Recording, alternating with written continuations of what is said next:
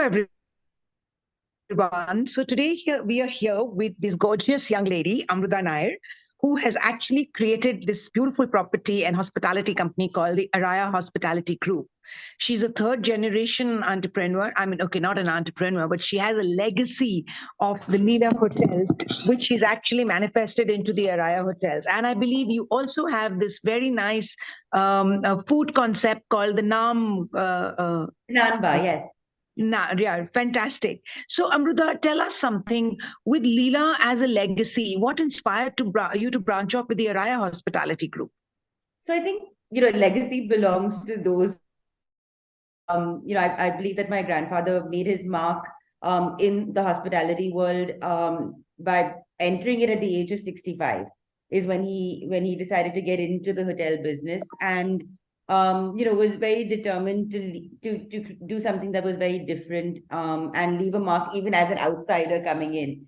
Right. So I think that's his story. I believe that we have to be the authors of our own stories, and so I think what I see as what I've inherited from him is possibly discipline to a great extent. He was an army man, and I think I took a lot away from the way he conducted his life, and his dedication to fitness and keeping mentally agile.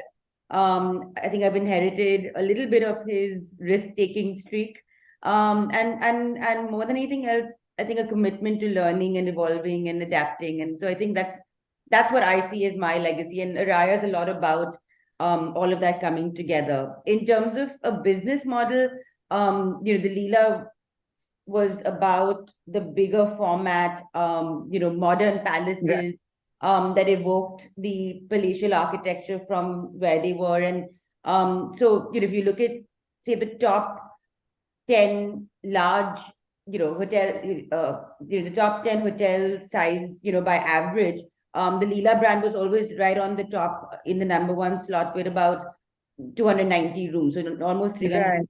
The number, the second player in that would be the Hyatt. So they were very large format, hotels in terms of inventory, and the model worked, given the destinations that they were in. Right. So Araiya is different in the sense that we're focused more on the lifestyle segment, so much smaller format, but again reflective of the environment we're in. So I think that's where the similarity lies. That there's a great sense of place when you're in an Araiya property. So I think that's that. But in terms of strategy, very different. But we believe that this is the place to be in at the moment, given where the Indian tourism market is going. That's great. That's great. So you are actually creating your own legacy, and I would say. Yes. Yeah. So tell me, Araiya is actually the first hospitality group to be founded by a woman in India. So what are your thoughts on the advantages and disadvantages of this? So, I've never really looked at, trying to be the first in terms of gender. I believe that, where we are currently, women should just take a seat at the table and do what they have to do. And gender should be taken out of the equation because we're not in the room because we have the right to equal representation. We should be in the room because we've earned it. It's, and so, and I was fortunate to be able to set up a hotel brand even before this. So I previously I had a joint venture with a Qatari partner, and I had set up a hotel brand in the Middle East. So and we were running over 600 rooms in Saudi Arabia. So I think, Fabulous. In Saudi Arabia, I mean, yes, that's interesting. I was Doha based, but we had 611 rooms operating in Saudi. So I think we did think beyond gender and just get on with it and do what we have to do.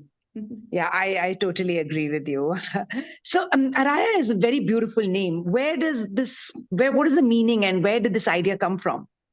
So Araiya, in essence, really reflects who we are and what we do. The word means divine and beautiful, and the Okay. logo, the Araiya logo, is the mandala, and to me, that represents constant evolution and change. And I think that's something that we've adopted as a, as a company, and it's how we conduct ourselves. So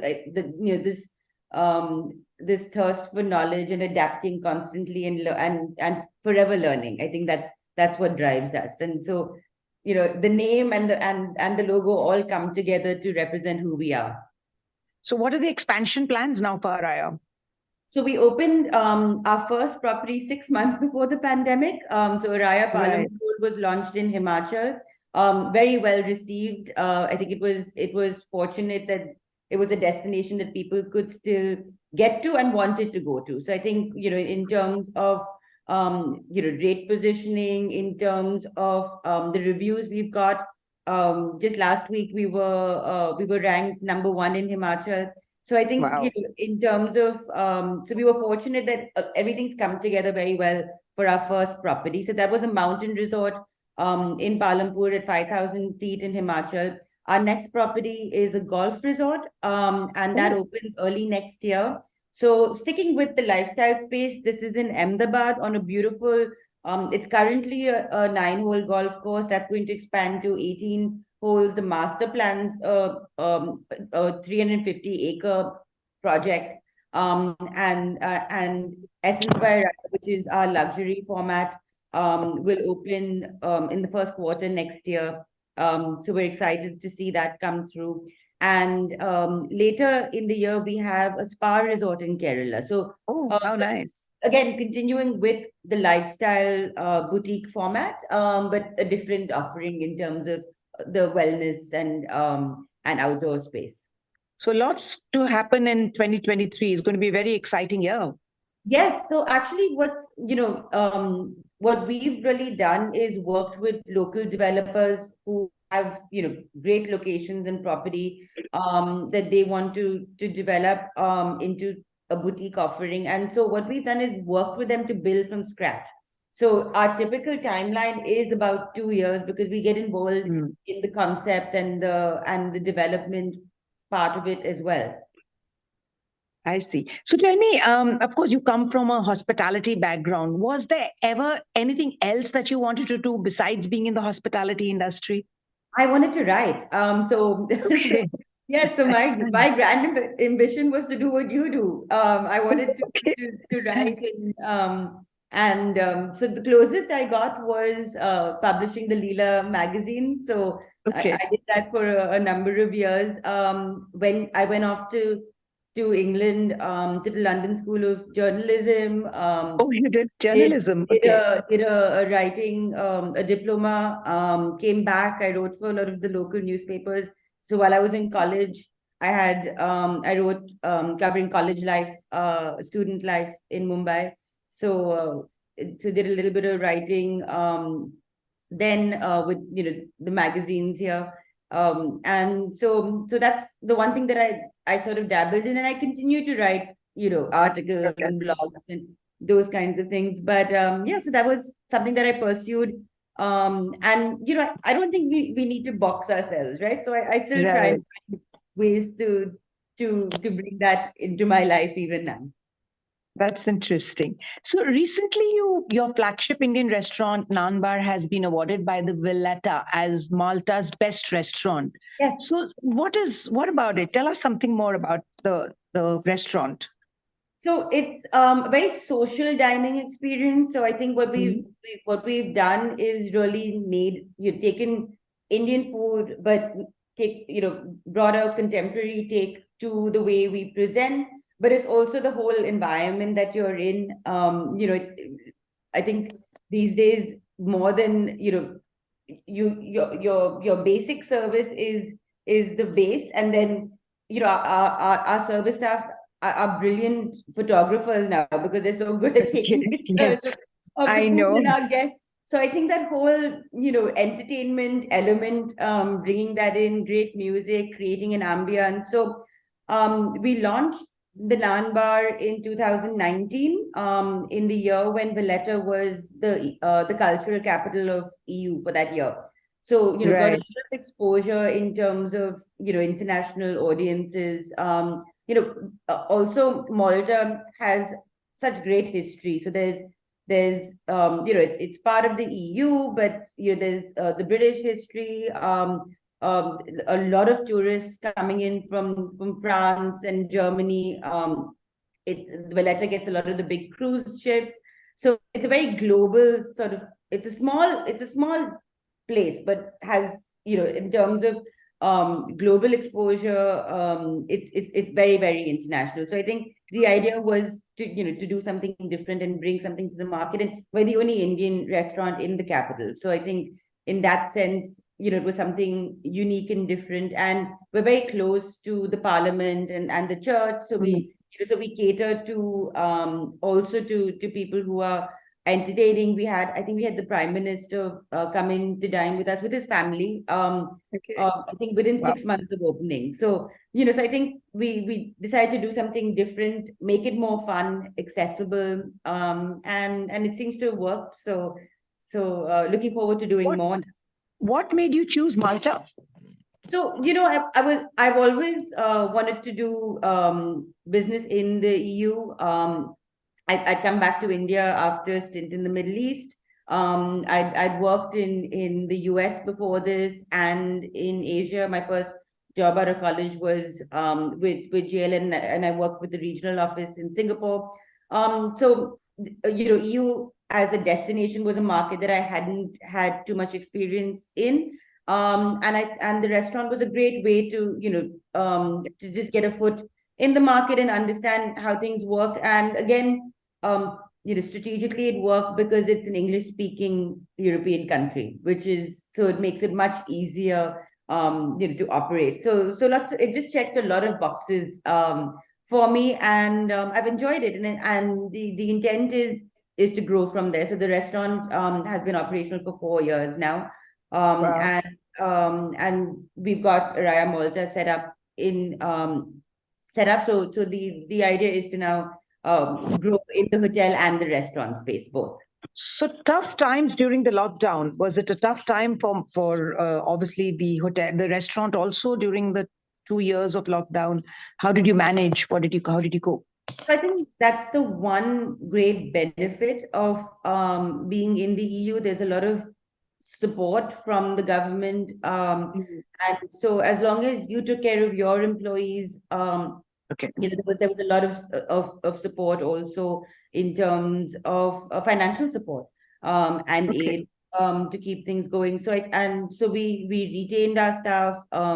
Okay. They did courses, so they were doing virtual bartending classes, and just kept themselves busy. I think that's a good thing about being in a global environment. They were constantly in touch with us here in India, and I guess eventually it just comes down to motivating the team, and there's always something to do.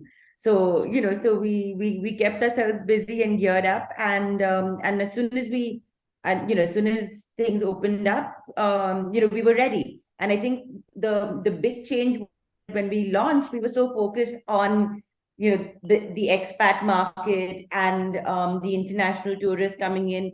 The pandemic made us realize that there was such a big Maltese market that liked Indian food that we'd never, really communicated with before. So, Right. so I think in a way it forced us to realize that we had another audience that we'd never, really pitched to in the past. And so, we've worked very strongly to get a great, visual representation of what we do. So whether it's Instagram or Facebook, and actually Right. engaging with the community. And so when we opened, one of the first things we did was a bartending class, because people became bartenders at home and they wanted to do Right. it professionally. So so I think with in all these cases, there's always some learning and something that you can take up as an opportunity. So that's the way I saw it. So where's the next Naan Bar coming up? So perhaps Portugal. I think Portugal Oh, is on the cards. We're still looking for a space, but I think that's going to be a nice second step for us in terms of the brand. so tell me, you've been seeing the hospitality business since you were born, literally. Yes. How do you feel there has been a difference in the hospitality industry over the years? So, I remember my grandfather wanting to change things up in terms of the way brands were presented. And when in the 90s, when the Leela Goa was launched, he'd take out these, during the monsoons, he'd take out these big full page ads, and, he'd oversee it personally. And that was, how you created brand awareness and Right. engage with the audience. And it's so different now in terms of, you're engaging with your guests on a daily basis. They're far more, I think there are far more opportunities now to connect with your guests even outside the hotel. So it's not, so I think it's changed, and for the better. I think technology has allowed us to engage in a different way. And the whole visual experience also, right? And so, people are learning about the destination and what they can do, and talking to us, well before, when they're still doing research about their trip. And I think, the one, I read this brilliant book about the happiness quotient, and Right. what they said was that a lot of the joy from travel actually comes from the anticipation of the trip. So Correct. now brands are able to connect with that guest, well before they've step foot in on the property. And I think that customer journey has changed, and technology has allowed us to reach out and connect in different ways. So I think that's the biggest change, really. Yeah. So, of course, it must have been so much of work setting all this business up. How do you manage to keep a balance between your personal and your professional life? But to be honest, I don't think there's a way of compartmentalizing it, really, because your work comes with you. I get ideas for what I want to do on my properties when I'm on holiday. So I think Right. if you're completely sort of engaged in the business, it's constantly on your mind. But I try and be good about doing my 8 hours of work, getting 8 hours of rest, and then 8 hours of personal time. I think it's a nice way to think of your. Right. I think Harsh Mariwala said that it's not about uh you know staying back late. He said, I was very disciplined about leaving the office at 6 and spending time with my family, and he says that in his book. And I think there's something to be said about that. My first job, I was the only I was the only female on the team in Singapore when I worked with the investment sales team at JLL. And I remember my mentor and boss at the time, Craig, telling me that if you need to stay back, it means it tells me as your manager that you're not good about managing your time. And it's something that stayed with me. So yes, so Mhm. we have an early start, but we're in at 8 and out at 5, and then and then Okay. to get on to whatever else needs to be done. Yeah, that's very interesting because in the hospitality business, people tend to work, well, 10, 12, 14, whatever hours. And it's Yes, interesting that you've been able to do that. And yes. that's what you're inculcating in, your whole office I mean, also. That's, yes, but we're in the corporate office here. But it also yeah, means of that if course. I Of have to course. be, Hotels is yes, different. Hotels yes, is completely different, but there operations. also you have shifts, I guess. Yeah, that's right. And I think the other thing is that it's something that people don't realize, that women in hospitality who want to look at roles in hospitality don't realize that there are other things you can do other than operations. I think operations is a Yeah. great way to understand the business. Without having done that, then it's difficult to transition into a corporate role. But I think women should look at hospitality as an option and not be put off by what they see. Because there's sales and marketing, there's revenue management, there's engineering, there's finance and accounts, there's Right. projects. So there's so many other avenues where you can still be a part of the industry. So I think that's the one thing that I would say to women who aspire to be a part of the industry, that you don't look at it just as operations. Operations, though, is a great way to start because you understand Right. the nuts and bolts, but there's so many other options in terms of career choices also for women in hospitality. So tell me, of course, going through the whole gamut of creating the business, etc., you must have had some low moments. How do you cope with negative emotions, with low, basically mental health has become such an important aspect today. So what is your take on that? How do you cope with all the low moments that everybody goes through? So I think sports has always been a big stress buster for me. And so I try and do something every day. It doesn't matter what it is. It could be a 20-minute walk. It could be a yoga class. It could be usually if I need to blow off steam, then it's a game of squash or a run. And I find swimming is my go-to sport. I find that whole the rhythm of swimming very meditative. So that's a nice way to sort of take your mind off things. You're forced to shut off the noise and just focus on that fluidity of the movement. So swimming for me, I think is one of my ways of dealing with stress.